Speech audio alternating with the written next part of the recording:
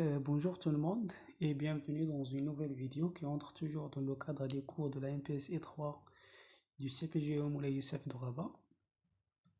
Dans cette cours, je vais essayer de présenter la deuxième partie sur le cours des séries numériques.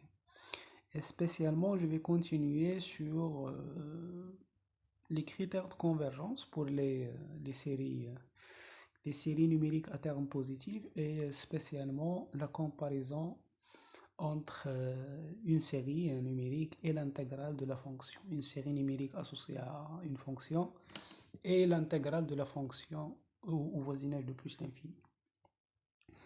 Et deuxièmement, on va essayer de donner les critères de convergence pour les séries numériques quelconques. D'accord? Alors, premièrement, je rappelle que, étant donné f une fonction continue à valeur positive, à valeur réelle positive, donc on dira que l'intégrale entre a plus l'infini de f de t dt existe. Donc cette intégrale existe si seulement si cette limite existe. Est finie, hein? D'accord, il existe et est fini hein, dans R. Donc voilà, continue ou juste continue par morceau, donc juste continue par morceau ici. Hein. D'accord, donc au cas où d'existence, donc on note la limite, c'est l'intégrale entre a et plus l'infini de f de t dt, donc c'est vraiment l'intégrale impropre entre a et plus l'infini de f de f. Voilà. Et donc f étant en valeur positive, donc la fonction qui à x fait correspond à l'intégrale de a à x de f de t dt est une fonction qui est croissante vue à la positivité de f.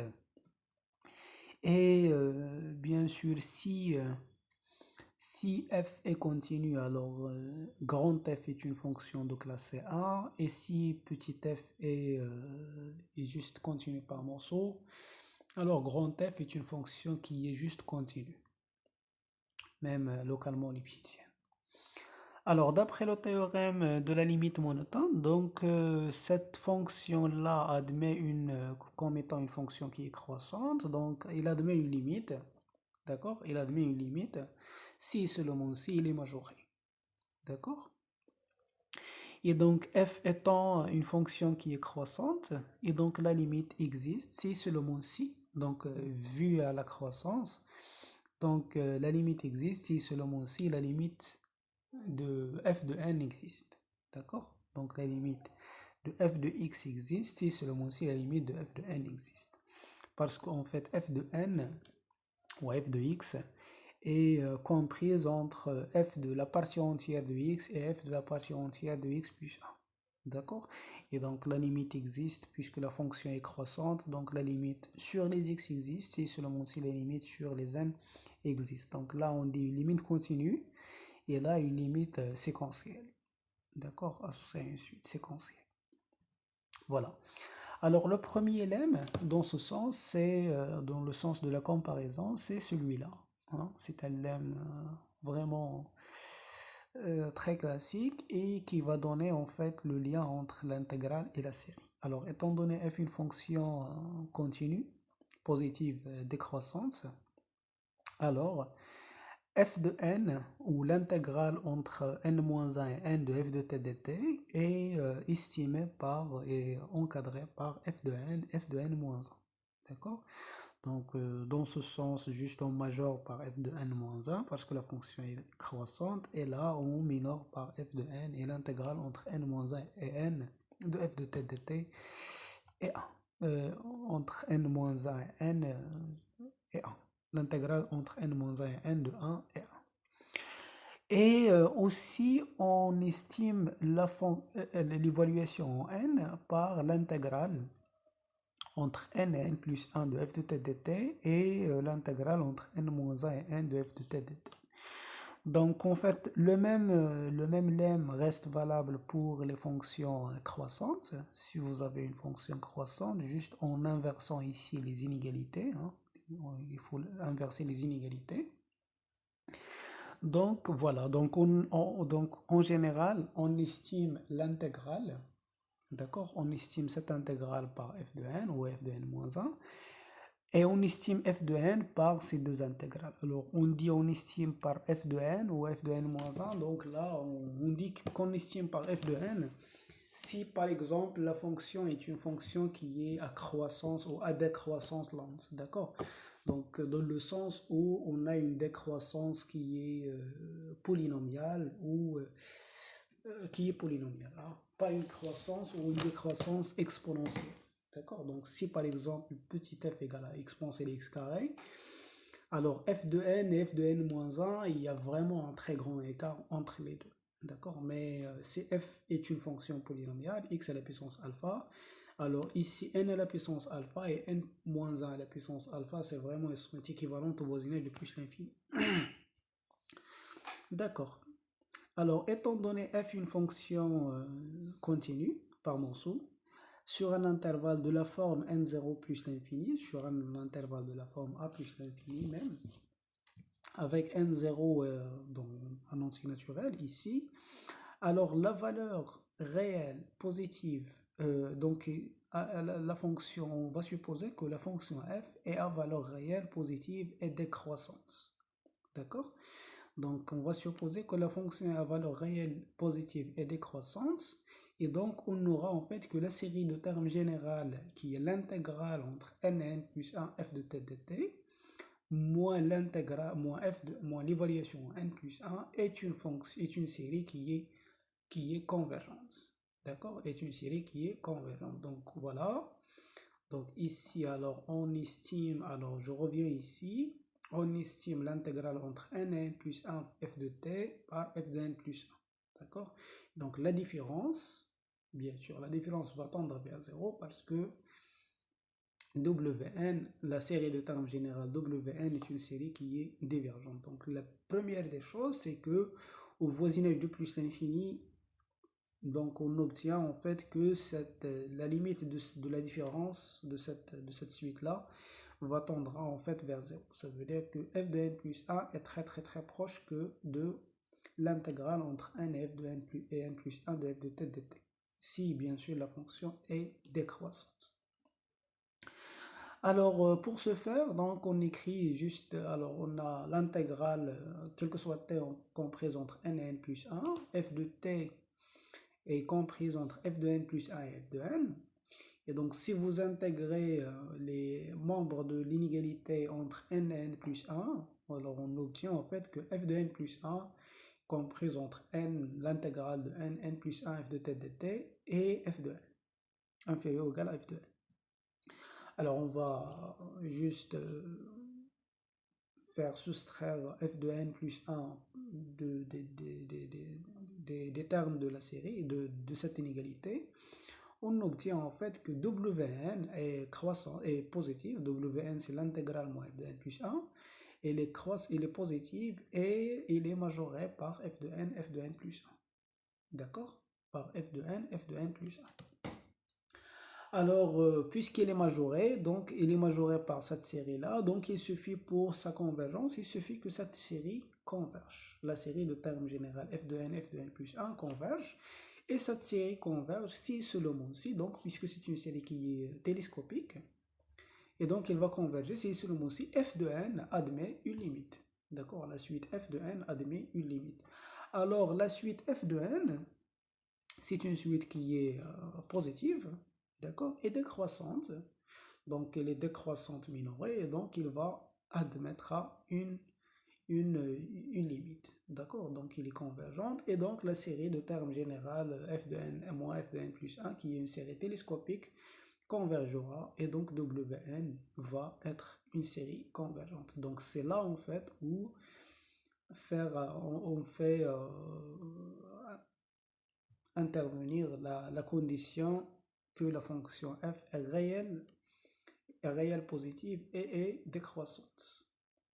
Alors, la proposition 3 donc, donne en fait une condition de la convergence. On a une comparaison entre la série et l'intégrale. Et donc, étant donné f une fonction continue par morceau sur un intervalle de la forme n0 plus l'infini et à valeur réelle positive et décroissante, D'accord? Alors, la série, la somme de f de n converge si seulement si l'intégrale de f de t dt converge au voisinage de plus l'infini. Alors là, je tiens à remercier Fatem Zahra et Ziad pour leur discussion. Donc, j'ai déjà énoncé ce théorème de la séance précédente, mais je l'ai pas vraiment très bien expliqué. Alors là, la condition décroissante est une condition en fait qui est nécessaire. Alors pourquoi on pose en fait la condition décroissante? C'est parce que en fait la fonction, alors par exemple pour que cette intégrale convergera, alors on aura en fait que donc pour que cette intégrale converge, donc si la fonction est par exemple croissante, donc cette intégrale ne convergera jamais. D'accord? Ou par exemple pour cette série-là, pour qu'elle converge, donc f de n, il faut qu'elle tend vers 0. Et f, il est à valeur réelle positive. Donc on a vraiment, il faut que la fonction soit plus ou moins décroissante vers 0. Hein, décroissante vers 0. Alors la décroissance, vraiment, c'est une condition qui est plus ou moins nécessaire. Hein. Alors, pourquoi on dit ça? Parce que si on fait analyser la preuve, donc si on fait changer décroissante par croissante, on obtient le même résultat. Mais en fait, si on fait ici croissante, donc l'intégrale ne convergera pas, ne convergera jamais, et la série ne convergera jamais, et donc le théorème n'a pas d'importance par la condition en fait croissante ici. D'accord? Donc il n'a pas de sens. Voilà, donc on revient toujours sur le lemme, donc l'intégrale entre n-1 et n de f de t dt comprise entre fn-1 et f de n, parce que f est décroissante. Donc on fait sommer ici de n0 plus 1 jusqu'à grand N, puis de n0 jusqu'à grand N, donc l'intégrale de n0 jusqu'à grand N, donc c'est vraiment la sommation en utilisant la relation de Schall. Et ici, voilà, c'est vraiment la même chose, d'accord? Et donc, en fait, si la série converge, d'accord, donc puisque l'intégrale est positive, donc cette série va être bornée, et donc l'intégrale bornée, et donc, puisque l'intégrale est une fonction qui est croissante, d'accord, donc ce qu'on vient de rappeler sur le rappel au début, donc cette suite-là va admettre une limite, d'accord? Et si l'intégrale converge, donc cette intégrale va être majorée. Et donc cette suite-là va être majorée. Et donc il va être, c'est une suite qui est croissante majorée. Et donc il va être convergente. D'accord? Donc en fait, on a l'équivalence voulue. D'accord? Et donc, étant donné une fonction à valeur réelle positive décroissante, alors l'intégrale entre f de t dt au voisinage du plus l'infini converge si seulement si la série de termes général f de n converge. D'accord? Alors, premièrement, alors comme remarque, il est vraiment très important de retenir la démonstration de ces résultats, d'accord, que de résultat lui-même, d'accord? Donc, parce qu'en fait, la méthode de comparaison de cette série intégrale permet d'obtenir facilement un encadrement des sommes partielles, d'accord, de la somme de 0 jusqu'à n, par exemple, ou du reste en cas de convergence, d'accord? Donc, lorsqu'on voulait une somme, une équivalence de la somme partielle au cas de divergence, ou une estimation du reste au cas de la convergence. Donc, c'est vraiment via cette méthode-là. Hein, cette méthode-là. Comme on a fait pour pour le reste de 1 sur n à la puissance alpha, par exemple. D'accord? Donc, voilà un exemple classique. Voilà, 1 sur t à la puissance alpha aussi. Je reprends l'exemple. Donc, étant donné sur f de t, alors on définit f de t égale à 1 sur t à la puissance alpha avec alpha supérieur ou égal à 1 supérieur strictement à 1 sur l'intervalle 1 plus l'infini. Alors, on sait que l'intégrale et la série convergent, d'accord, toutes les deux.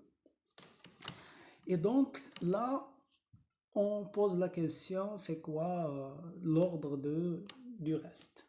D'accord? Le reste, il va tendre vers 0, de la série ou de l'intégrale, mais c'est quoi son ordre? D'accord? Alors, de plus, on peut donner en fait une estimation du reste de la série, par exemple, de l'intégrale. L'intégrale, il est bien calculable. Alors, en effet, donc, si on prend k supérieur à n plus 1 avec n un entier naturel quelconque, non nul, alors t comprise entre k moins 1 et k, équivalent à dire que k comprise entre t et t plus 1, on utilise ici la décroissance de la fonction f de t égale 1 sur t à la puissance alpha, on fait intégrer entre t, k-1 et k, donc les trois membres les trois membres de l'inégalité. Alors ici, dt, il a une petite faute de frappe. Et donc, on fait sommer de n plus 1 jusqu'à l'infini. On fait sommer les deux inégalités, les membres de l'inégalité entre n plus 1 jusqu'à l'infini. Donc là, on obtient l'intégrale entre n jusqu'à plus l'infini par la relation de Schall. Et là, la somme de n plus 1 jusqu'à l'infini, c'est vraiment le reste, Rn. Et là, l'intégrale de n plus 1 jusqu'à l'infini, c'est vraiment l'intégrale de n jusqu'à plus l'infini de f de t dt par la relation de Schall. Bien sûr qu'au début, on fait juste sommer une somme finie, puis on passe à la limite. Donc on fait sommer jusqu'à un grand N en une somme finie entre n plus 1 et un grand N, puis tendre grand N vers plus l'infini. Mais là, alors ceci, c'est juste l'intégrale de dt sur t plus 1 à la puissance alpha, et 1 sur t plus 1 à la puissance alpha, on sait qu'il admet comme primitive 1 sur alpha moins 1, ou moins 1 sur alpha moins 1 sur 1 sur n moins n plus 1 à la puissance alpha moins 1, t plus 1 à la puissance alpha moins 1, évalué entre n et plus l'infini. Donc on obtient en fait que cette intégrale vaut exactement cette quantité-là. Et Rn, donc, et l'autre intégrale vaut vraiment cette quantité. Et donc, de là, on obtient en fait que Rn est équivalente au voisinage de plus l'infini à 1 sur alpha moins 1, 1 sur n à la puissance alpha, alpha moins 1. Donc, c'est vraiment la même méthode de la preuve de la preuve de la proposition qui donne vraiment une estimation exacte du reste. D'accord? Vous pouvez encore faire la même chose pour alpha inférieur strictement à 1. Donc, au cas de divergence, vous pouvez obtenir une estimation par la même méthode du descente partielle. D'accord? Descente partielle. Donc, je vais laisser ça en exercice. Alors, étant donné une fonction maintenant continue par Bourseau, toujours, et décroissante à valeur réelle positive et décroissante, toujours à valeur réelle positive et décroissante, et on pose un égale à f de n. Donc, il va exister un certain L dans R, tel que la somme entre n0 et grand N de uk, donc la somme partielle de la série de termes générales f de n, égale à l'intégrale plus un grand L plus un petit o de 1. D'accord? Donc, pour n'importe quel n. D'accord? Au cas de convergence ou au cas de divergence. Voilà. Et donc, on pose alors Wn, c'est la somme des Wk. Avec Wk, c'est l'intégrale moins f de n plus 1, comme de la proposition précédente. Et Un, c'est la somme partielle de la série de termes générales Uk. Et donc, si vous développez les WK, alors en utilisant bien sûr la relation de Schall et la forme de WK, des petits WK, qui est l'intégrale, comme je viens de dire, qui est l'intégrale entre n et n plus 1 de f de t dt. WK, c'est l'intégrale entre k et k plus 1 de f de t dt moins f de k plus 1. Donc, en utilisant la relation de Schall, alors on aura en fait que Wn égale à la somme, à l'intégrale, la somme entre n0 et n plus 1 de f de t dt moins un plus 1 plus un0. d'accord, plus un0. Et donc, on obtient que un, d'accord, un égale à l'intégrale entre n0 et grand et n de f de t dt moins wn moins 1 plus un0. Et donc, comme la série de termes général wk converge, donc wn convergera vers une limite donnée. Et donc, grand L n'est autre en fait que la limite que un0 moins la limite de wn.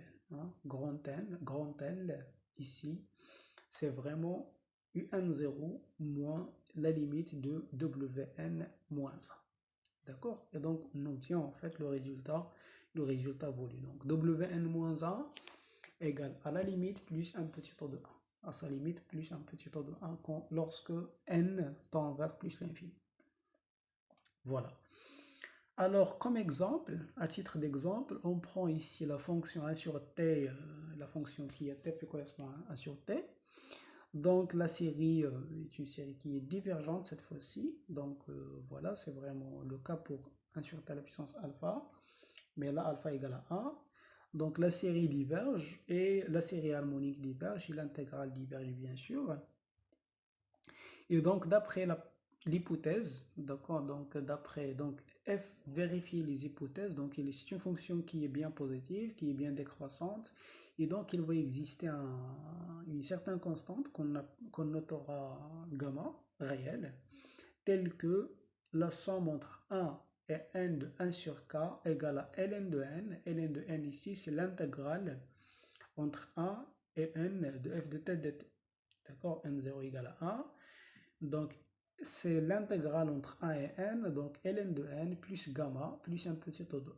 Et gamma, ce chiffre gamma, ce nombre-là, on va l'appeler, il s'appelle la constante de l'air, et il vaut en fait approximativement à 0,57. D'accord? Alors, comme remarque, donc vous pouvez remarquer que pour Q par exemple qu'on présente entre 0 et 1, alors et f de t égale à Q à la puissance t, Rn, si vous prenez par exemple Rn c'est la somme de f de k, dans le reste de la série de termes général f de k, alors elle est égale à Q à la puissance n plus 1 fois 1 sur 1 moins Q, et l'intégrale entre n et n et plus l'infini de f de t dt égale à moins q à la puissance n sur ln de q. D'accord? Et donc voilà, vous voyez bien que moins q à la puissance n sur ln de q n'est vraiment pas équivalente à q à la puissance n plus 1 sur 1 moins q. D'accord? Lorsque n tend vers l'infini. Donc elles ne sont pas équivalentes.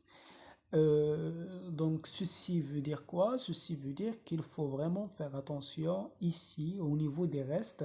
D'accord? Donc on a les sommes partielles, elles sont presque égales à une constante près, mais les restes ne sont pas toujours équivalentes. D'accord? Pourquoi en fait ici? Alors ici, ce qui fait vraiment l'affaire, c'est cette puissance-là, Q à la puissance t. Donc c'est une croissance qui est un petit peu rapide, d'accord? C'est une décroissance rapide parce que c'est vraiment un exponentiel, d'accord? C'est exponentiel de t log de q, d'accord? C'est exponentiel. Et donc si on a en fait une croissance qui est polynomiale, on n'aura en fait que Rn est équivalente à l'intégrale, mais à une croissance exponentielle, on perd en fait le fait que Rn et le reste de l'intégrale et le reste de la série qu'ils soient équivalentes. D'accord? Alors bien sûr, les résultats qu'on vient de dire restent valables pour les séries de termes de la forme qui commencent d'un certain P. D'accord? Pas nécessairement de 0, hein, donc comme on vient de dire au départ. Parce que les séries sont vraiment de la même façon. Sont vraiment... Donc, si on élimine un nombre fini de termes de la série, donc la convergence de la série reste reste la même, d'accord? Donc les deux séries restent de même nature. Alors, voilà une condition nécessaire, une condition suffisante pour que l'intégrale et le reste de l'intégrale et le reste de la série restent équivalentes. Alors, la condition, c'est que si on a de plus un égale à petit taux de Rn, d'accord? C'est un égale à petit taux de Rn. Alors, dans ce cas, on a Rn moins 1 égale à Rn plus U de n, d'accord? Donc, c'est Rn plus U de n. Ceci est un petit taux de Rn, et donc ceci, c'est Rn plus petit taux de Rn, donc il est équivalent à Rn. D'accord? Donc, dans ce cas, on a Rn et Rn-1 sont vraiment équivalentes. Et donc, si on a Rn et Rn-1 sont vraiment équivalentes, donc on aura en fait que Rn est équivalente à le reste. Donc, le reste de la série est équivalente au reste de l'intégrale. D'accord? Donc, on a le reste de la série est équivalent au reste de l'intégrale si jamais on a un égale à un petit taux de Rn. Ça veut dire que la décroissance de la fonction f, donc f est à décroissance au maximum à décroissance polynomiale. D'accord? Voilà. Alors comme application, donc c'est la série de Bertrand.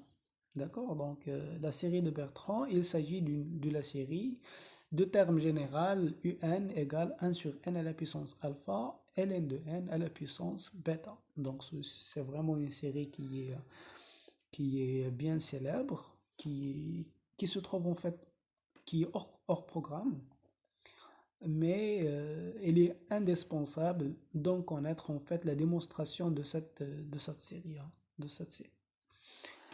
Alors, la série, donc, donc la proposition 6 donne une condition nécessaire et suffisante pour la convergence de cette série-là, la série de Bertrand.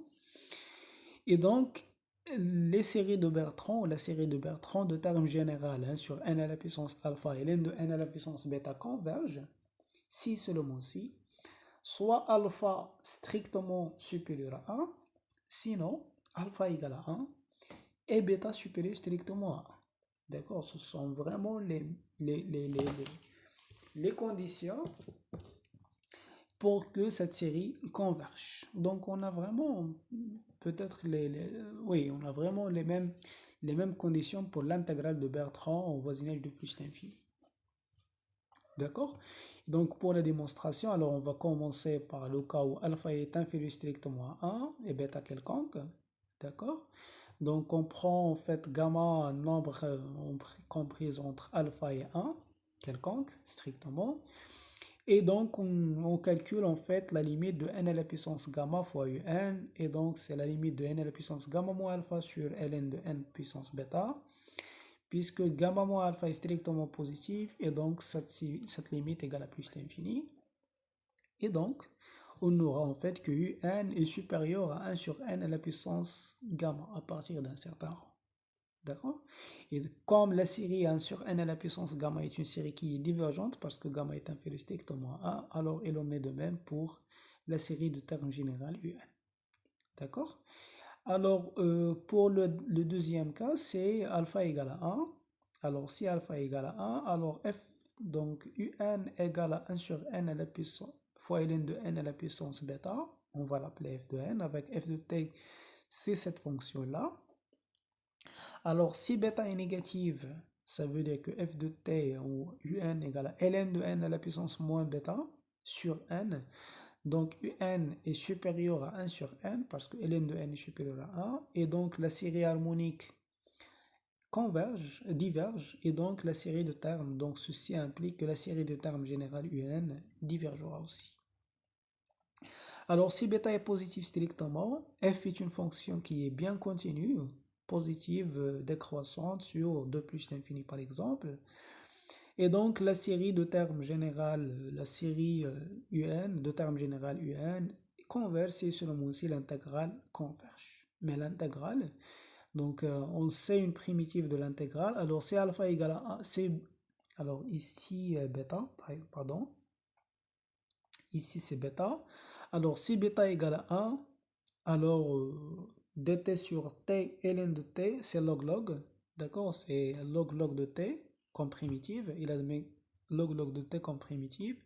Et si bêta différent de 1, alors la primitive, c'est ln de t à la puissance moins bêta plus 1. D'accord? dt sur t, c'est la dérivée de ln de t. Donc ici, comme je viens de dire, c'est bêta, c'est pas alpha, pardon. Et donc, la limite de cette intégrale existe, d'accord, si seulement si en fait, moins bêta moins 1, moins bêta plus 1, donc cette limite, cette fonction n'admet pas de limite. Et cette fonction admet une limite si seulement si moins bêta plus 1 est négatif. D'accord, pour que 1 sur, pour qu'elle soit au dénominateur. Et donc, ceci veut dire que bêta est supérieur strictement à 1. D'accord? Alors, pour le troisième cas, si alpha est supérieur strictement à 1, donc on prend gamma qu'on présente a et alpha. Et donc, on aura en fait que la limite de n à la puissance gamma sur n à la puissance alpha fois ln de n à la puissance bêta égale à 0. Et donc, puisque gamma moins ceci est parce que gamma moins a moins alpha est négative, d'accord? Et pour tout bêta, bien sûr, parce qu'un polynôme devant un logarithme. Alors, un égale à, en fait, à 1 sur petit o de 1 sur n à la puissance gamma, là encore. Donc, un égale à petit o de 1 sur n à la puissance gamma. Et puisque, en fait, la somme, la série de termes générales 1 sur n à la puissance gamma converge comme étant une série de Riemann avec gamma supérieur strictement à 1. Donc, il en découle que la série de termes générales un converge. D'accord? Parce que un égale à un petit o de 1 sur n à la puissance gamma. D'accord? Donc, en fait, vous voyez bien que c'est vraiment un corollaire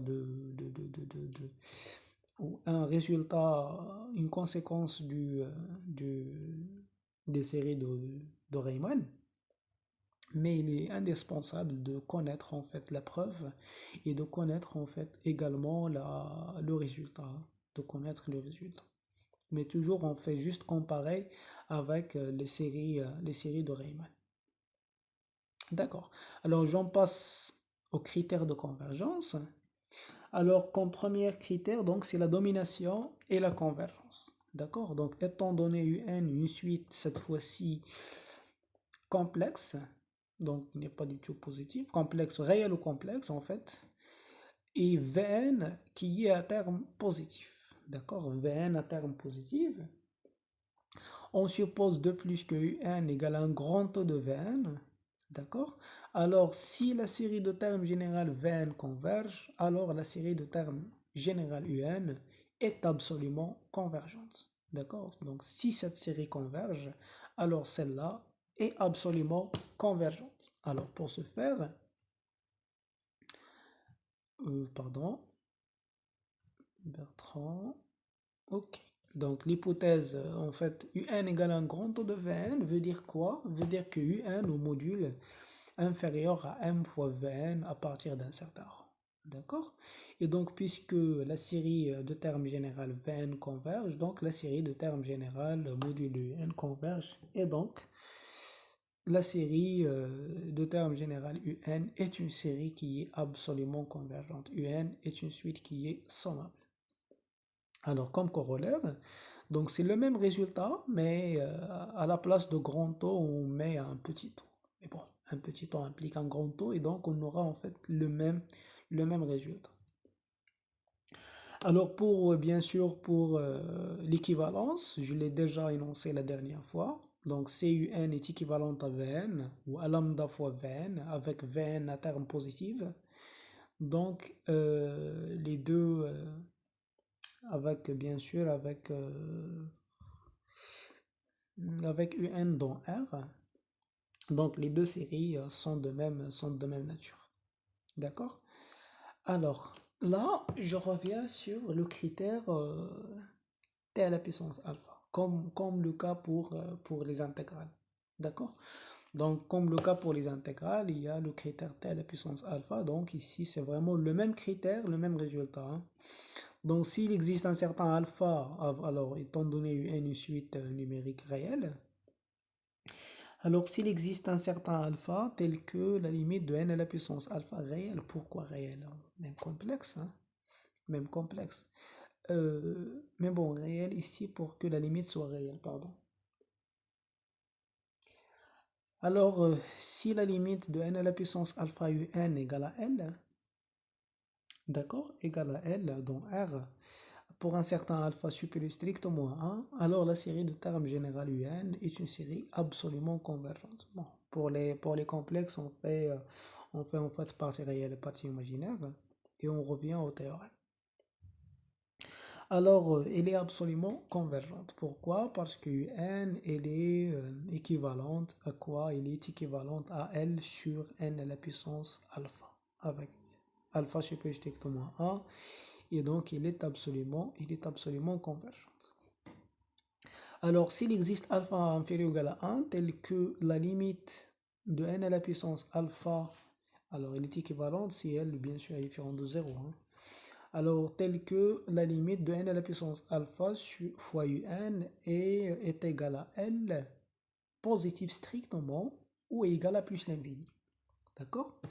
Alors, la série de termes général un est une série divergente. D'accord? Est une série divergente. Donc, alpha supérieur strictement à 1 converge. C'est comme le cas de 1 sur n à la puissance alpha. Alpha inférieur ou égal à 1 diverge. Donc, c'est comme le cas de 1 sur n à la puissance alpha. Donc, on fait une comparaison entre la suite, la série qu'on a, et la série de Riemann, 1 sur n à la puissance alpha pour un certain alpha. D'accord?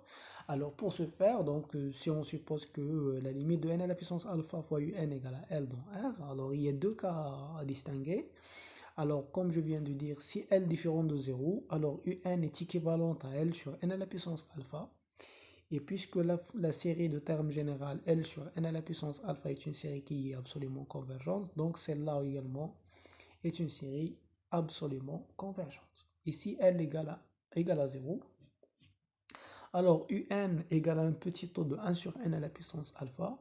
Et donc, le résultat également découle à partir du corollaire précédent. Ça veut dire qu'en fait, on a module du n est inférieur à 1 sur n à la puissance. Donc, le corollaire, ce qu'on vient de dire, le corollaire, c'est un égale à un petit taux de Vn. D'accord? Alors, la convergence de Vn, de la série de termes générales Vn, implique la convergence absolue de la série de termes générales Un. D'accord? Alors, Vn ici, c'est 1 sur n à la puissance alpha. Alors, supposons maintenant que la limite de n à la puissance alpha un égale à L. Donc, il y a également deux cas à distinguer. Alors, le premier cas est le cas où L est dans R.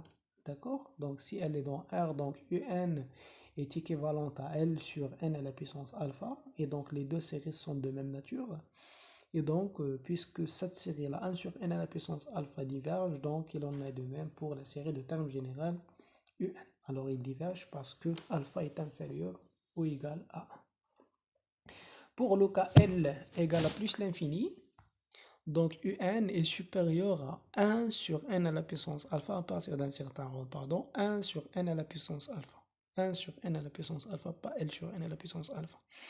Et comme la série de termes général 1 sur n à la puissance alpha diverge, donc la série un de termes général un diverge aussi. D'accord? Alors, comme exemple, donc on prend par exemple la série de termes général exponentielle moins n. Donc, c'est une série convergente parce que la limite de n carré fois exponentielle moins n égale à 0. D'accord?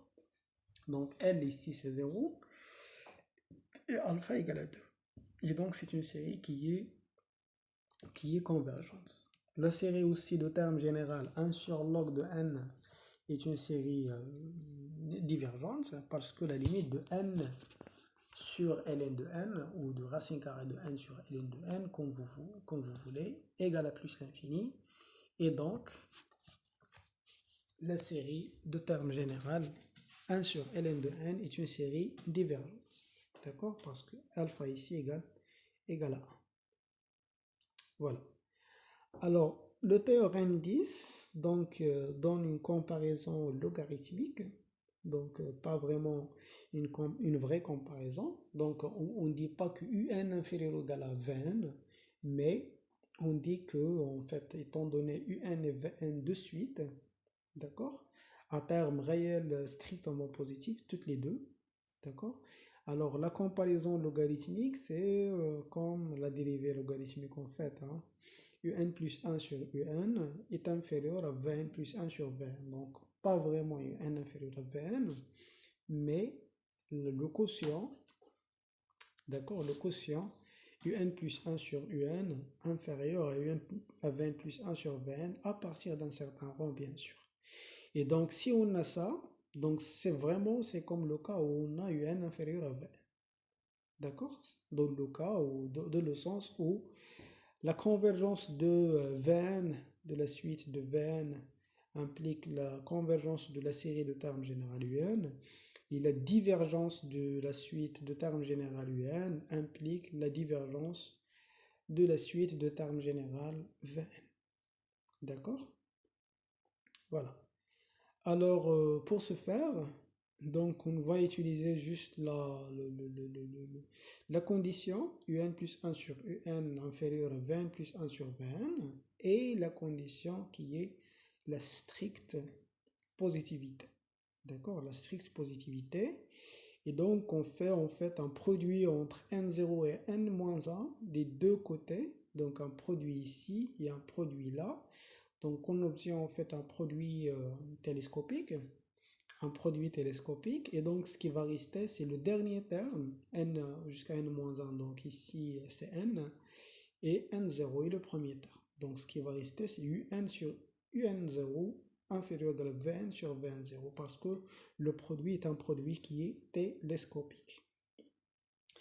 Et donc, par la positivité de un0 également, de la positivité de un, donc on aura en fait que un égale à un grand taux de 20. D'accord? Donc, un égale à un grand taux de 20 et donc le résultat découle des théorèmes de comparaison pour les suites positives, à terme positif. Donc, si on dispose d'une convergence, d'une comparaison logarithmique, alors on a vraiment le même résultat comme la comparaison classique, d'accord, associée à l'ordre classique dans R. Alors là, je viens à la règle de D'Alembert. Donc c'est une règle qui est vraiment très importante, très importante et qui fait vraiment la différence entre la théorie des séries numériques et la théorie des intégrales généralisées, hein. Donc c'est l'une En fait, dans ce cours, on a deux règles essentielles qui n'ont aucun lien avec les intégrales. C'est la première, c'est la règle d'Alembert et l'autre, c'est la règle de Cauchy. Donc qu'on va voir par la suite. Alors, cette règle dit quoi? Dit que, en fait, si on dispose d'une suite numérique, à terme général réel ou complexe, qui est nul à partir d'un certain rang, non nul à partir d'un certain rang pour pouvoir faire le quotient, pour pouvoir définir le quotient. Alors, si la limite de ce quotient, un plus 1 sur un au module égal à L dans 0 plus l'infini positif, bien sûr, ou égal à plus l'infini. Alors, si L est inférieur strictement à 1, alors on a la série convergera absolument et donc il est convergente. D'accord? Pour le cas L supérieur strictement à 1, ou L égale à plus l'infini, alors la série diverge. Et si L égale à 1, alors on ne peut rien dire. Donc là, il faut vraiment faire très attention et ne pas confondre les conditions avec les conditions de la convergence des séries de Riemann. D'accord? Donc là, on inverse tout. Donc pour les séries de Riemann, il faut que alpha supérieur strictement à 1 pour avoir la convergence. Là, pour la règle de D'Alembert, il faut que L soit inférieur strictement à 1. D'accord? Il faut que la série, que L est inférieur strictement à 1 pour qu'on aura la convergence. Donc soit 0, soit un nombre compris entre 0 et 1 strictement. D'accord, inférieur strictement à 1. Donc dans le cas où L est inférieur strictement à 1, on a la convergence absolue, totale, une convergence absolue. Pour le cas L supérieur strictement à 1, on a une divergence, grossière même. D'accord, L supérieur strictement à 1 ou L égale à plus l'infini. Pour le cas où L égale à 1, on ne peut rien dire. Ça veut dire qu'on peut avoir des séries de termes généraux UN telles que la limite de UN plus 1 sur UN égale à 1 et telles que la série converge ou la série diverge. On a vraiment les deux cas. Alors, pour la preuve, alors la limite de UN plus 1 sur UN égale à L inférieur strictement à 1 veut dire quoi? On écrit ce que c'est que la limite égale à L, d'accord? Donc on obtient en fait que la limite, donc la suite se situe au voisinage de L à partir d'un certain rang, d'accord? Mais puisque L est inférieur strictement à 1, donc on peut prendre un certain epsilon ici, assez petit pour que L plus epsilon reste encore inférieur strictement à 1. Et donc, voilà, reste inférieur strictement à 1. Et donc, voilà, donc L plus 1 représente quoi? Représente en fait Vn plus 1 sur Vn avec Vn égale à L plus epsilon à la puissance n. D'accord? Égale à L plus epsilon à la puissance n. Et donc, par le théorème précédent, alors, puisque cette série est une série de termes généraux, donc c'est Q à la puissance n, donc c'est une série géométrique de termes de raisons L plus epsilon fait strictement 1, donc c'est une série qui est convergente, et donc il en est de même pour la série de termes généraux UN. Donc la série de termes généraux UN, module de UN converge, et donc la série de termes généraux UN diverge. Alors pour le cas où la limite L est supérieure strictement à 1, donc on aura en fait que UN plus 1 sur UN est supérieur strictement à partir d'un certain rang et se situe au voisinage de L. D'accord? Donc supérieur strictement à 1 ou égal à plus l'infini, c'est la même chose. Et donc on applique encore une fois le théorème pour la série, pour la suite Vn égale à 1. Hein? Vn plus 1 sur Vn égale à 1. Et donc, puisque cette série diverge, donc même, voilà, cette série diverge grossièrement, donc celle-là également diverge grossièrement. Sinon, vous faites le produit, ici, le produit de n0 jusqu'à, d'un certain n0 jusqu'à n, donc vous allez trouver un produit télescopique. Donc ce qui va rester, c'est Vn sur Vn0 supérieur strictement à 1, et donc module de Vn est supérieur au module de Vn0 qui est différent de 0 et donc Vn ne tend même pas vers 0. D'accord? Alors pour le troisième cas, alors pour la limite égale à 1, donc si vous prenez par exemple la série de Riemann 1 sur n carré, donc c'est une série qui est convergente et la limite de un plus 1 sur un égale à 1, bien sûr, évidemment. Et donc si vous prenez une série, la série harmonique par exemple, c'est une série divergente, et la limite de 1 sur n plus 1 sur 1 sur n égale à 1. D'accord? Donc on a vraiment des séries qui convergent et des séries qui divergent. D'accord? Donc pour la limite égale à 1, donc c'est vraiment le cas polynomial. Hein? Le cas polynomial. Voilà. Alors comme exemple, donc si vous prenez par exemple la série de termes générales n carré sur n factoriel, ils convergent parce que la limite, alors un plus 1, c'est n plus 1 au carré sur n plus 1 factoriel sur n au carré sur n factoriel, c'est fois n factoriel sur n carré. Si vous calculez la limite, égale à 0, inférieur strictement à 1, et donc par la règle de D'Alembert, la série converge. D'accord? Alors la série de termes généraux un égale à par exemple n factoriel sur le produit de 1 plus 2 à la puissance k, est une série convergente parce que la limite de un plus 1 sur un égale à la limite de, voilà, ça c'est un plus 1, ça c'est un sur un. Si vous calculez cette limite égale à 0 vu à ce 2 à la puissance n plus 1. D'accord? Égale à 0, inférieur strictement à 1. Et donc la série converge. La fonction exponentielle aussi, la fonction exponentielle complexe. Donc, si on définit pour n'importe quel z la série de termes généraux z à la puissance n sur n factoriel pour z fixé, hein, pour z fixé. Donc, si vous prenez par exemple z égale à 0, donc cette série, c'est une série qui est nulle à partir d'un certain rang, à partir du n égale à 1, et donc il converge vers 1. Sinon, pour z différent de 0, on pose un si z à la puissance n sur n factoriel.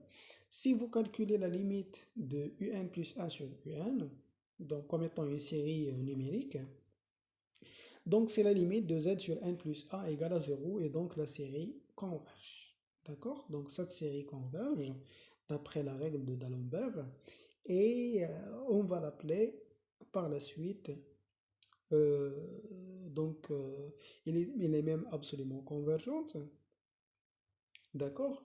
Et donc il est absolument convergent, donc il est convergente et cette fonction-là, on va l'appeler la fonction, donc la somme de cette série sera notée en fait exponentielle de z ou exponentielle z.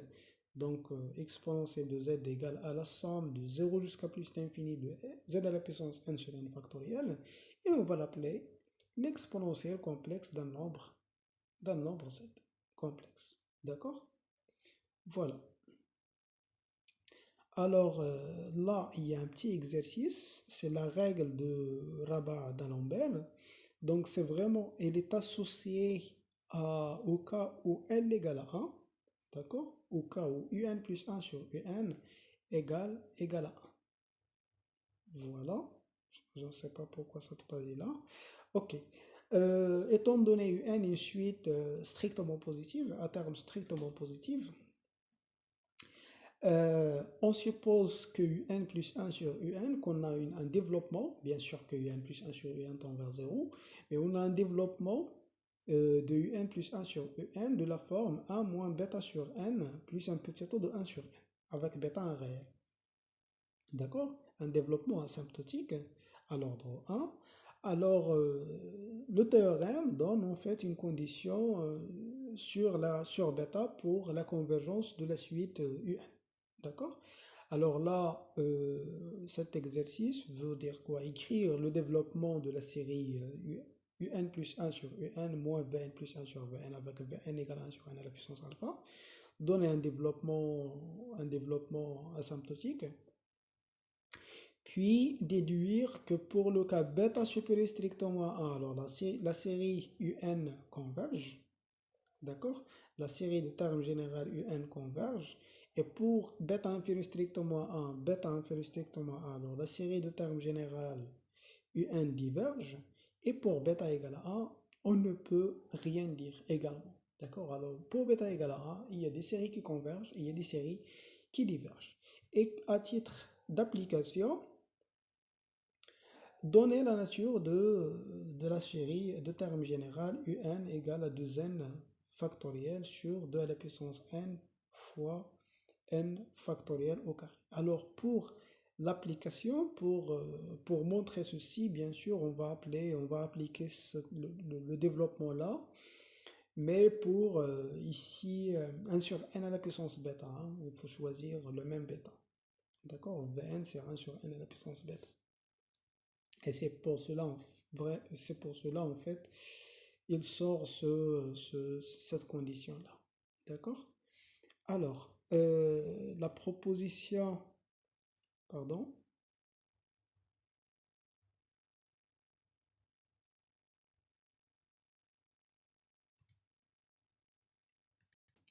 d'accord, pardon, on reprend.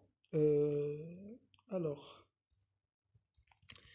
la proposition qui donne, en fait, c'est la règle de D'Alembert, la petite règle de D'Alembert.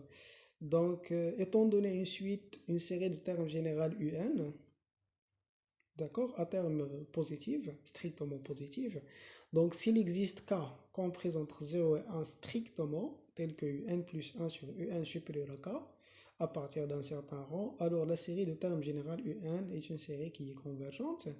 Et si un plus 1 sur un est supérieur ou égal à 1, alors à partir d'un certain rang, alors la série de termes général un est une série qui est divergente et même grosse et même elle diverge grossièrement. D'accord? Alors là, je ne sais pas pourquoi il me donne ça. Oui, bon, je m'excuse. Alors, la règle de Cauchy, alors oui, pour la preuve de ce résultat, en fait,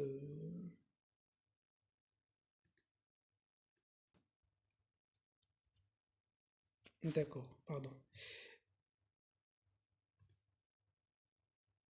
Oui, donc je passe à la règle de Cauchy. Donc c'est vraiment une autre règle qui est similaire à la règle de D'Alembert et qui est vraiment très très très spéciale pour les séries numériques, pour les séries numériques. Alors, étant donné une série numérique de termes général UN, d'accord, réel ou complexe, alors là, Cauchy, il prend la limite de la racine nième de UN. D'accord, la racine nième de UN, la limite égale à L. Alors, si L est inférieur strictement à 1, alors UN est une série qui est convergente, absolument. Et si L est supérieur strictement à 1 ou L égale à plus l'infini, alors la série diverge. Et si L égale à 1, alors on ne peut rien dire. Alors pour D'Alembert, c'est UN plus 1 sur UN au module. Et pour Cauchy, c'est la racine nième de module de UN. Et les conditions sont vraiment les mêmes. D'accord? Sont vraiment les mêmes. Alors pour L inférieur ou égal à 1, donc vous écrivez la limite. D'accord? Donc la limite c'est donc voilà. On a la racine nième de un inférieur à L plus 1 à partir d'un certain rang. Et donc un est inférieur à L plus 1 à la puissance n à partir d'un certain rang. Et donc, puisque L plus 1 à la puissance n est une série qui est géométrique, de raison L plus 1 inférieur strictement à 1, et donc ils convergent, et donc il en est de même pour, euh, pour ça, pour la suite de termes général module du UN. Alors, si L est supérieur strictement à 1, alors UN est supérieur strictement à 1 ou égal à 1 à partir d'un certain rang, par définition de la limite, et donc il diverge grossièrement parce que la suite UN ne tend pas vers 0. Et pour le cas où on a la limite égale à 1, vous prenez le même exemple que pour la série, pour la règle de D'Alembert. Donc UN, la série harmonique, UN égale à 1 sur n, et la série de Riemann, 1 sur n carré. Donc si vous calculez UN à la puissance 1 sur n et Vn à la puissance 1 sur n, la limite va tendra en fait vers 1. Et les deux séries, alors la série de termes général UN diverge, la série harmonique, et la série de Riemann de termes général 1 sur n carré converge. Alors, à titre d'exemple, si vous prenez un égale à n sur n plus 1 à la puissance n carré, donc si vous calculez la racine nième de cette suite, donc c'est la limite, vous allez obtenir, c'est la limite de n sur n plus n à la puissance n, et qui est 1 sur e inférieur strictement à 1, et donc la série de termes général un converge. D'accord? Donc là, en fait, généralement, on utilise la condition, la règle de Cauchy lorsqu'on a en fait des puissances comme ça, hein, des puissances comme ça. Donc vraiment, pour des puissances comme ça, il est un petit peu difficile d'utiliser la règle de D'Alembert que d'utiliser la règle de Cauchy. Alors, si vous prenez par exemple un égale à 1 sur ln de n à la puissance ln de n, et donc, vous allez obtenir, si vous calculez la limite de la racine nième de un, c'est vraiment 1. Et donc, on ne peut rien dire pour cette série-là par le critère, le critère de Cauchy. D'accord? Alors là, vous avez encore comme complément la règle du Duhamel Rabat aussi, qui donne en fait, qui est dans un autre sens que le critère que je viens de donner en exercice. Alors là, si vous avez une série à terme réel positive, telle que un plus a sur un égale à 1 moins alpha sur n plus un grand taux de 1 sur n à la puissance bêta, avec bêta supérieur strict moins 1. Donc c'est vraiment dans le même sens. Donc c'est ça en fait qui a été un petit taux de 1 sur n.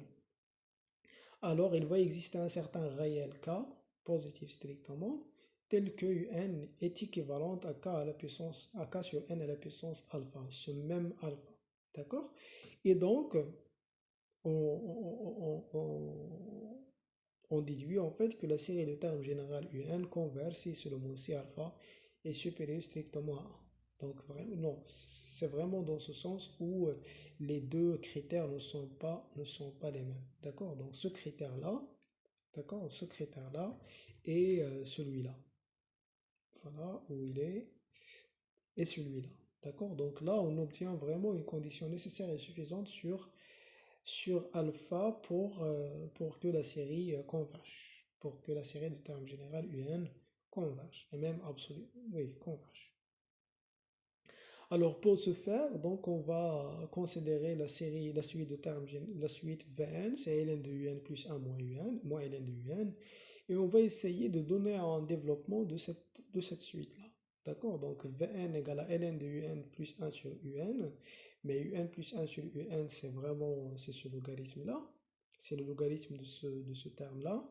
Un petit développement limité de ce terme, ln de 1 plus t au voisinage de 0, c'est moins alpha sur n plus un grand taux de 1 sur n à la puissance delta.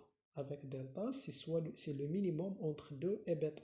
C'est soit un grand taux de 1 sur n à la puissance bêta, si bêta est inférieur est inférieur à 2.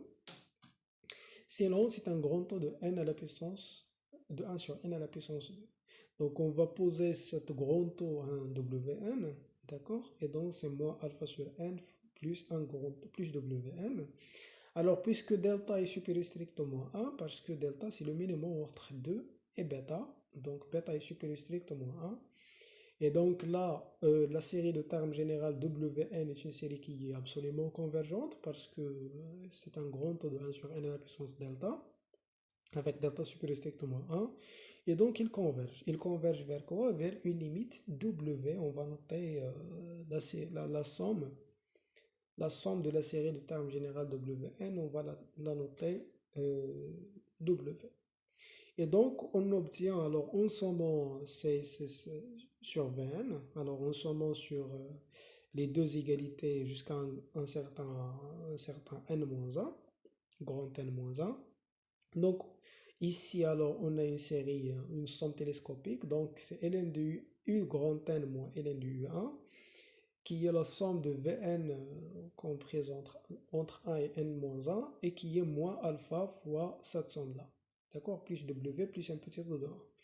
Alors, W, c'est la somme partielle de Wn, c'est W plus un petit taux de 1. Alors ln du n égale à ln du 1, d'accord? Mais cette somme-là, on utilise ici le développement de ça, c'est ln de n, ln de grand n moins 1 plus gamma plus petit taux de 1, avec gamma ici, c'est la constante de l'air. D'accord? Plus W plus petit taux de 1. Et donc, si vous développez ça, donc vous allez obtenir c'est moins alpha ln de n plus une constante. La constante c'est ln de U1, gamma, alpha fois gamma, et puis W. D'accord? Donc c'est une constante plus petit taux de 1. D'accord? Et donc on passe finalement à l'exponentielle. Donc Un c'est l'exponentielle de ça. Donc c'est l'exponentielle de c sur n à la puissance alpha fois exponentielle petit taux de 1. Et donc il est équivalent à k qui est exponentielle de c sur n à la puissance alpha. Ici grand n à la puissance alpha. D'accord? Voilà. Et donc on a le résultat voulu. Alors pour la comparaison des restes, de séries convergentes. Alors ici, on compare le reste des séries convergentes parce qu'on sait en fait que si on a une série convergente, donc le terme général, les sons partiels vont converger vers des constantes. D'accord? Les deux sons partiels vont converger vers des constantes et donc il y a vraiment aucun sens pour comparer les termes, les sons partiels, mais on sait que en fait les restes tendent vers zéro et donc on voulait en fait voir comment se comportent les vitesses de termes généraux du reste des restes en fonction des vitesses des termes généraux. D'accord?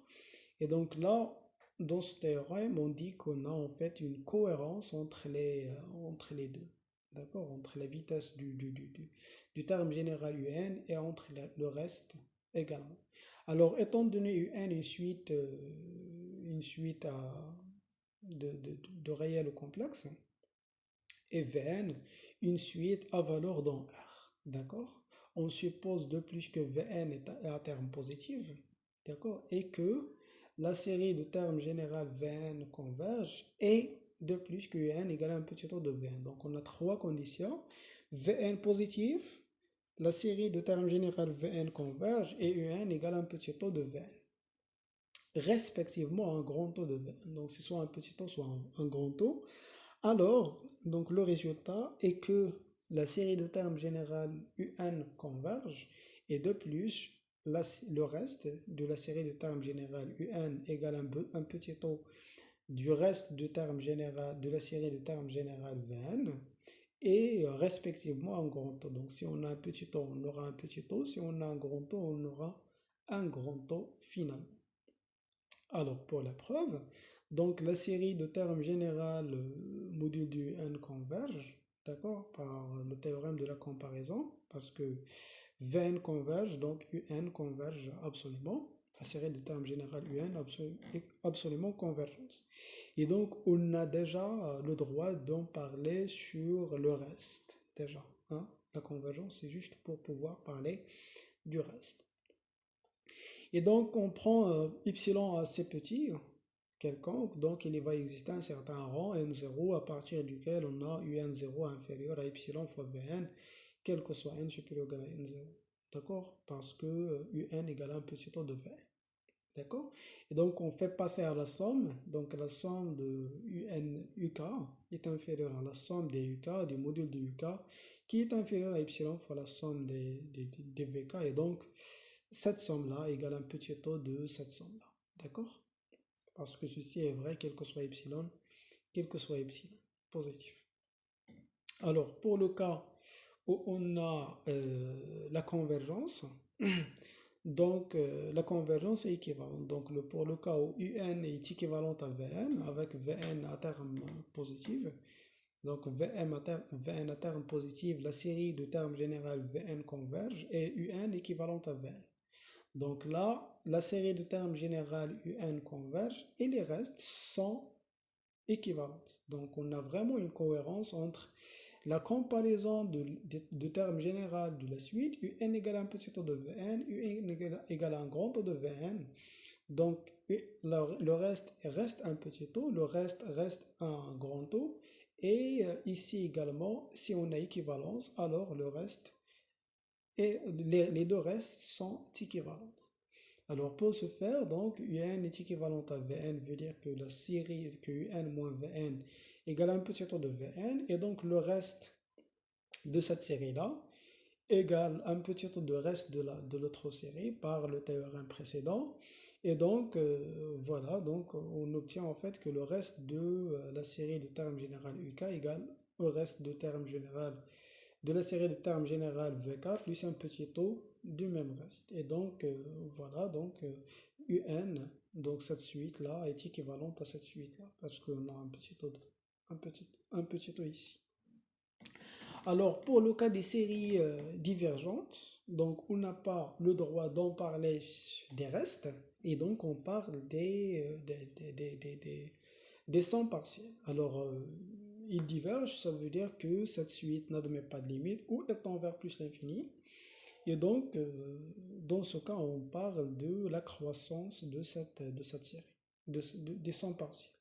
Alors, étant donné UN est une suite à valeur d'un K, réel ou complexe, Vn une suite à terme positive, d'accord, une suite à terme positive, la série de termes générale UN diverge cette fois-ci, et UN égale un petit taux de Vn, respectivement un grand taux ou équivalente.